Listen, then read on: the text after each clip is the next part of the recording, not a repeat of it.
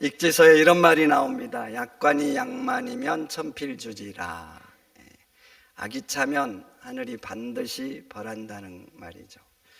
우리말에도 이런 말 있죠. 천벌 받았다. 누가 지금 벌을 내렸다는 거예요? 하늘이. 악하게 사니까 하늘이 벌을 내렸다, 이런 말이잖아요. 이런 말도 있습니다. 여자가 한이 맺히면 온후에도 제가 지금 목이 많이 안 좋아요. 뭐가 내린다고요? 서리가 내린다.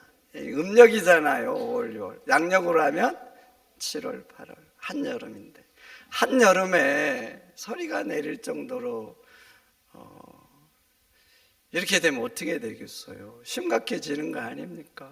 그런데 봐보세요. 서리가 내리는 게 이상기후다, 이것 때문이 아니고 뭐 때문이라고요? 한이 맺혔어.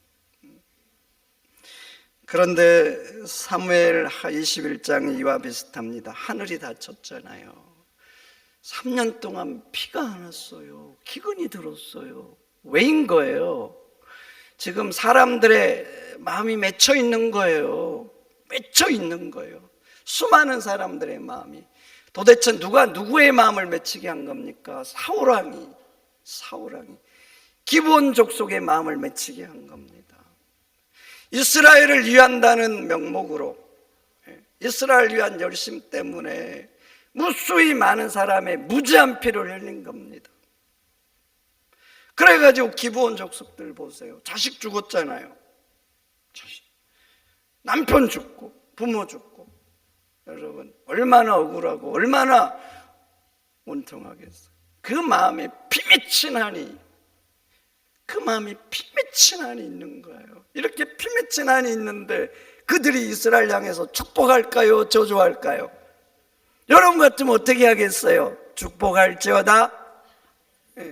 아멘. 아무도 안 하시잖아요. 이게 안 돼요. 안 된다니까요. 절로 저주가 나옵니다. 그 피맺힌 안에서 나오는 저주, 그게 하나님 앞에 올라가고, 그들이 그렇게 남편이 죽고 자식이 죽고 부모가 죽어서 고통스럽게 살잖아요.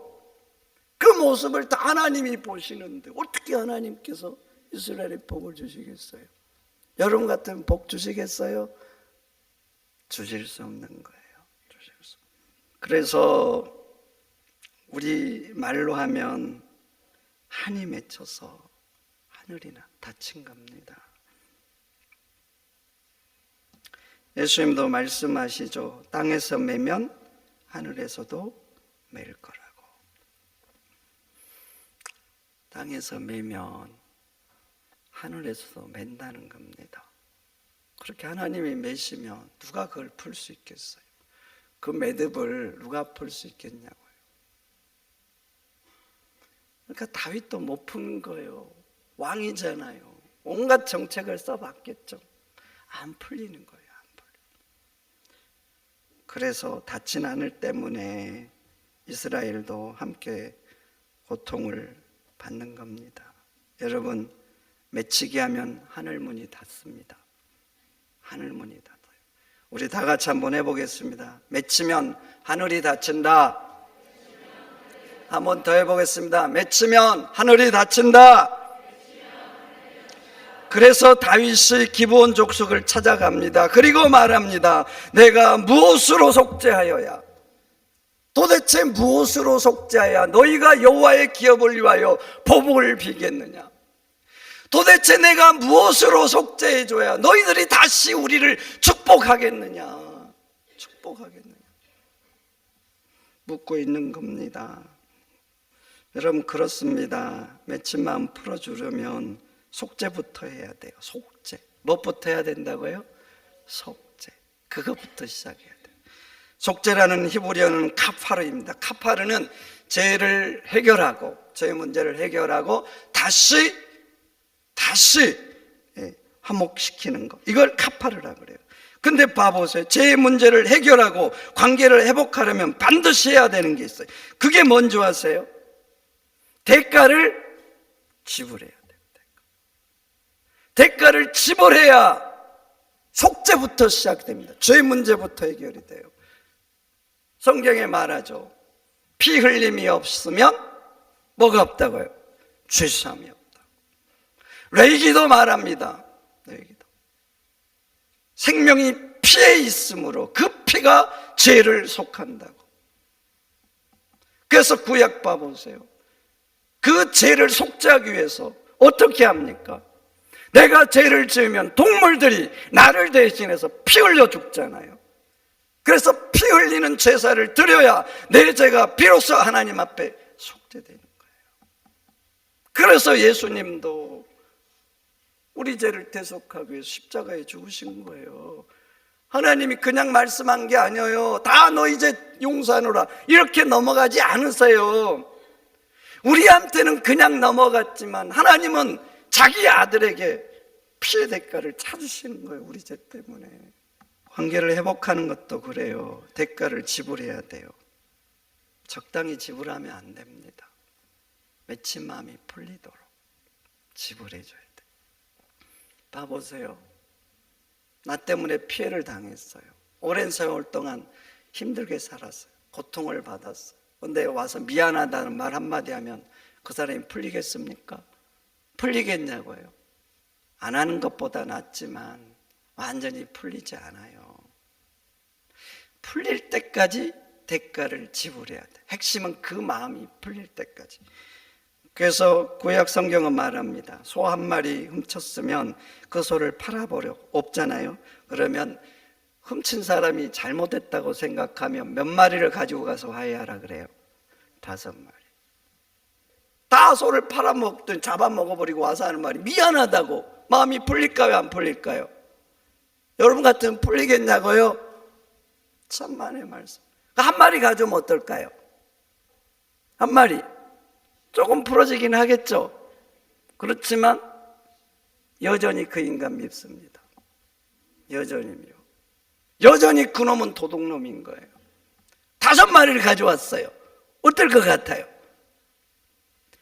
5마리 또 훔쳐가라 그럴까요? 이런 생각이 들겠죠. 진짜 잘못을 뉘우치는구나. 내가 그동안 피해당한 걸 보상하려고 노력하는구나.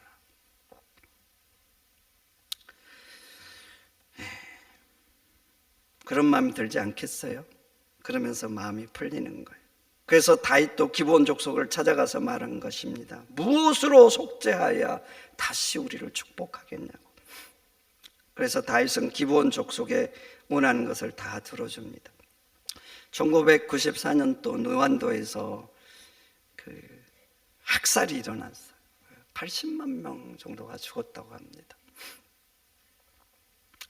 이때 카세라라는 여인이 있었는데 이웃집 남자에 의해서 그 남편이 죽임을 당했어요. 학살이 다 끝나고 이제 그게 진정이 됐어요. 시간이 살짝 지났어요. 근데 노안다 정부에서 가차차라는 그 전통 법정을 열었다고 해요. 이것은 그게 처벌보다는 서로 이제 화해하기 위한 목적이라고 해요. 왜냐하면 그렇게 한 동네에 막 이렇게 가해자 피해자 섞어 살면 서로가 고통이잖아요. 화해시킬 수 있는 사람은 화해시키려고 저런 법정을 열었다고 합니다. 거기서 이웃집 남자가 이 카세라에게 엎드려서 눈물로 자기 잘못을 구하고 용서를 구한 거예요. 근데 이 남자는 그걸로 끝나지가 않았어요. 대가를 계속 지불했어요. 이 카세라 집이 가난했나 봐요. 집이 형편이 없었나 봐요. 그래서 이 남자가 자기의 가진 걸 정말 우리가 영끌을 했다 그러잖아요. 뭐 살 때, 집 살 때. 그래가지고 그 집을 지어준 거예요. 그 농번기철이 되면은 이 남자가 남편이 없잖아요, 이제. 그러니까 이 남자가 자기 농사일을 먼저 안 한 게 아니에요. 이 카세라의 농사를 다 해주고 자기를 하는 거예요. 또 살다 보면 저 힘써야 되는 일들이 종종 생기잖아요. 근데 이 남편 없잖아요. 그러니까 매일 와서 이 집안을, 카세라 집안을 보살펴주고 돈도 벌면 또 일정 부분 주고 그렇게 1년, 2년, 3년, 4년 간 거예요. 그러니까 카세라 마음이 점점 풀어진 거예요. 그리고 5년, 6년, 7년 간 거예요. 그러니까 미움의 쓴뿌리가 다 빠져나가기 시작한 거예요. 8년, 9년, 10년 된 거예요. 이제 가세라도 자기 남편을 이 남자가 죽였는데 그럼에도 불구하고 이제 계속 그러니까 이 남자가 불쌍해 보인 거예요. 이 남자가 일 때문에 정말 고생하고 최선을 다해서 나에게 대가를 지불하는구나. 내 남편의 빈자리를 메우려고 몸부림치는구나. 이런 좋은 마음이 든 거예요. 그래가지고 어떤 일이 일어났냐면 이 카세라의 딸이 있었거든요. 이 딸하고 이 남자의 아들이 있었는데 이제 시간이 지나면서 장성했잖아요. 둘이 결혼을 해가지고 사돈이 되었다고 합니다. 여러분, 이것이 가능했던 이유가 뭐겠어요? 단지 미안합니다 이 한마디로 됐겠어요? 그렇게 끝났다면 절대 불가능한 거예요. 물론 미안합니다도 해야 돼요. 그러나 그것으로는 다 풀리지가 않는 거예요. 가해자는요, 마음이 풀어질 때까지 대가를 지불해야 되는 거예요. 계속. 그래서 카세라의 맺힌 마음도 풀어주고 저주하는 그 마음이 축복하는 마음으로 바뀐 겁니다. 오늘 본문에서도 다윗이 한 일이 바로 그거예요. 기브온족을 찾아가서 온통한 마음을 풀어준 거예요. 그들이 원하는 피해 대가를 지불하는 것입니다. 여러분, 그렇습니다. 맺힌 것은 대가를 지불해야 됩니다. 말로도 해야 되죠. 그러나 말로만 끝내지 마시기를 축원드립니다. 그들의 마음이 풀어질 때까지, 핵심은 풀어질 때까지예요. 풀어질 때까지. 아멘입니까? 그래서 다시 성경을 이제 가보세요. 다윗이 그렇게 대가를 지불하고 기본적인 맺힌 마음을 풀어주자 어떤 일이 일어납니까? 오늘 본문 14절 후반절을 보세요. 이렇게 나옵니다. 그 후에야 하나님이 그 땅을 위한 기도를 들으시니라. 여러분 보셔요. 그 후입니다. 그 후가 어떤 후예요? 기본적인 맺힌 마음을 풀어준 그 후에 기도를 들으셨다는 거예요. 여러분, 이스라엘 백성들이 기근이 들었는데 기도를 했을까요? 안 했을까요? 3년이잖아요. 3년 동안 이들도 얼마나 고통스러웠겠습니까?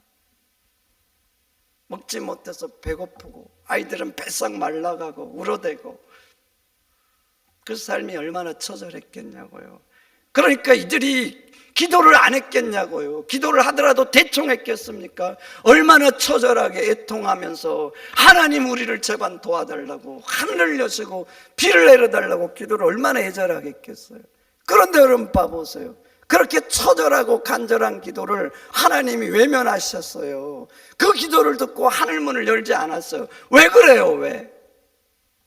아직 그들의 마음이 풀리지 않았잖아요. 그런데 봐보세요. 풀어주니까 그 후에 비로소 하나님이 그 땅을 위한 기도를 하나님이 들으셨다 이렇게 말씀을 하고 있는 것입니다. 여러분, 기도는 간절해야 될 줄 믿습니다. 간절해야죠. 사람들한테도 그래요. 뭘 구하면서 네 줄라면 주고 말라면 말고 이러면요, 오히려 듣는 사람 기분 나빠요. 간절하게 진실하게 해야 돼요. 간절하게 진실하게. 기도는요, 또 하나님의 때가 될 때까지 계속 해야 돼요. 계속. 그런데 하셔야 돼요. 내 기도가 아무리 간절하고 아무리 진실하고 매일 해도 한 가지를 더 해야 돼요. 나 때문에 맺힌 사람이 있다면 풀어줘야 됩니다. 아멘입니까? 풀어줄 때 내 진실한 기도, 간절한 기도를 하나님이 들어주시는 것입니다. 한문에 해원상생이란 말이 있지요. 해원, 온통을 풀어주는 거, 해원이잖아요. 상생, 서로 산다. 풀어주면, 원한을 풀어주면 서로 산다는 말 아닙니까? 여러분, 그렇습니다. 풀어주면 너도 살고 나도 사는 거예요. 그렇게 기브온족의 한을 풀어주니까 기브온족도 사는 겁니다. 여러분, 기브온 족속들이 피 맺힌 한을 가지고 살았는데 행복했을까요? 어땠을 것 같아요? 행복했을까요? 인생 살면서 종종 경험하죠. 자존심만 상해도 힘들고 때론 잠 안 자고 이렇잖아요. 조그만 일에도 우리의 행복이 사라지는 경우가 많은데 피 맺힌 한이 있는데 행복했겠냐고요. 그런데 풀어주니까 어떻게 돼요? 기본적도 마음의 지옥에서 드디어 벗어난 것. 그리고 기본적뿐만 아니에요. 이제 하나님이 이스라엘의 기도도 들어주시잖아요. 드디어. 그래서 하늘 여시고 다시 비를 내려주시잖아요.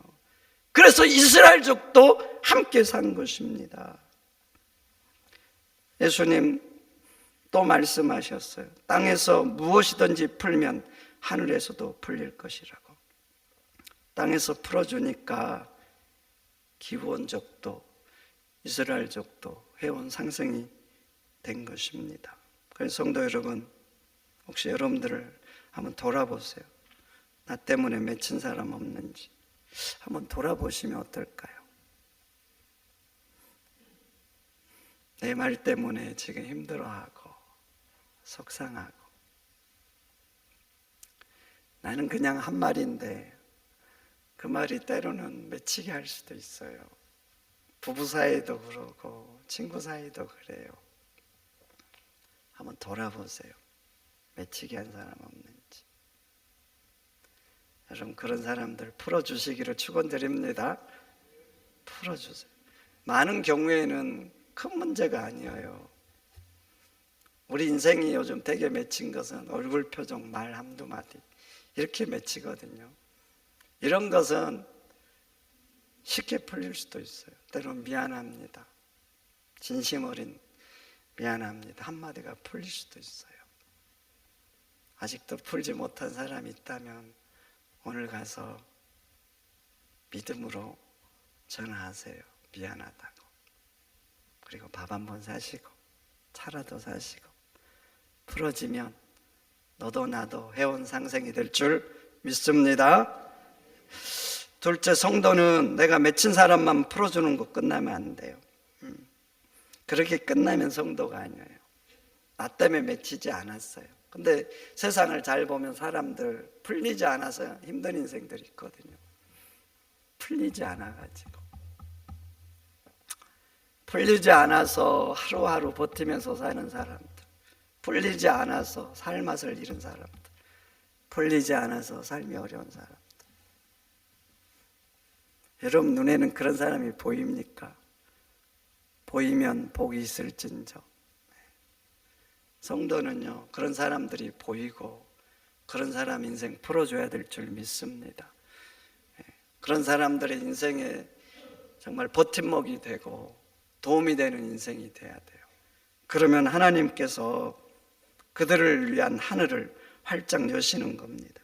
이사야 53장 58장에 참 은혜로운 말씀이 있어요. 8절 9절. 하나님께서 너 인생을 새벽빛같이 빛나게 해주실 거라 그래요. 어둠을 뚫고 나오는 새벽빛, 이처럼 내 인생을 만들어주겠다는 거예요.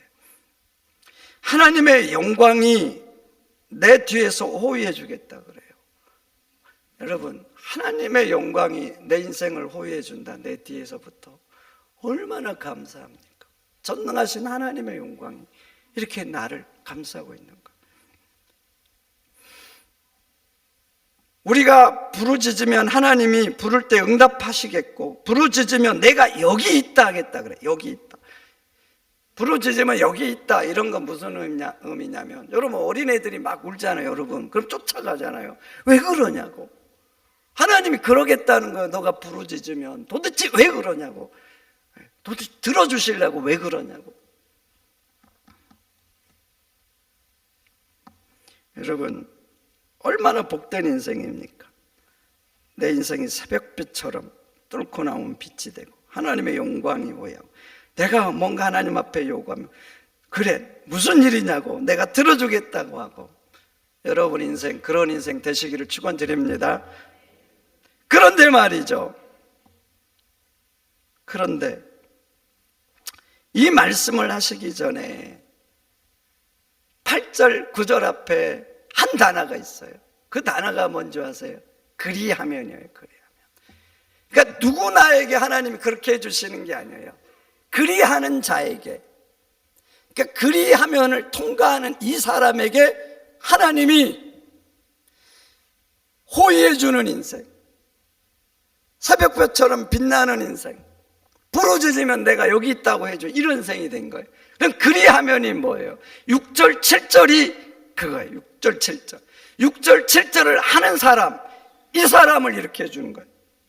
6절 7절이 뭡니까? 이렇게 나오죠. 흉악의 결박을 풀어주고, 나도 누군가의 결박을 풀어줘야 돼요. 멍해의 줄을 끌어주고, 뭐 때문에 매여가지고 지금 인생이 안 풀리잖아요. 근데 내가 풀어줄 수 있으면 그거 잘라주는 거예요. 줄인 자에게 내 양식을 나누어 주고, 유리하는 빈민을 집에 들이고, 헐벗은 자를 보면 입히고, 내 골육이 찾아왔을 때 어려워서 찾아오면 숨지 않는 것. 그리고 나오는 말이 그리하면이에요. 그리하면 다음에 8절 9절의 말씀이 나오는 거예요. 여러분, 하나님께서 어떤 사람의 하늘을 열어주셔요? 그리하면 이 사람이에요. 여러분들도 그리하는 사람이 되시기를 축원드립니다. 예수님도 말씀하시죠. 주라. 그리하면 너에게 줄 것이니 곧 후이되어 누르고 흔들어 넘치도록 하여 너에게 안겨주리라. 주라는 겁니다. 먼저 주라. 도움이 필요한 사람에게 도움을 주고, 위로가 필요한 사람에게 위로를 주고, 힘이 없는 사람에게 힘을 주고, 먼저 주라는 거예요. 그리하면 내가 너에게 주겠다는 거예요. 줄 때는 후히 주겠다는 거예요. 누르고 흔들어서 차고 넘치도록.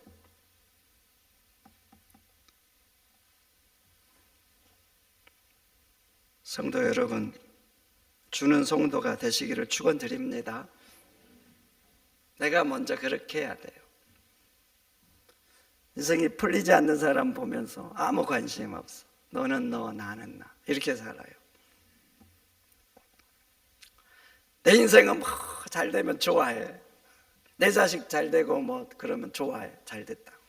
근데 남의 자식은 아무 관심 없어. 나는 뭐 잘 풀리면 좋아해. 근데 남들 보면서 뭐 그 정도면 됐지 뭐 이렇게 생각해. 그 정도면 됐지 이렇게.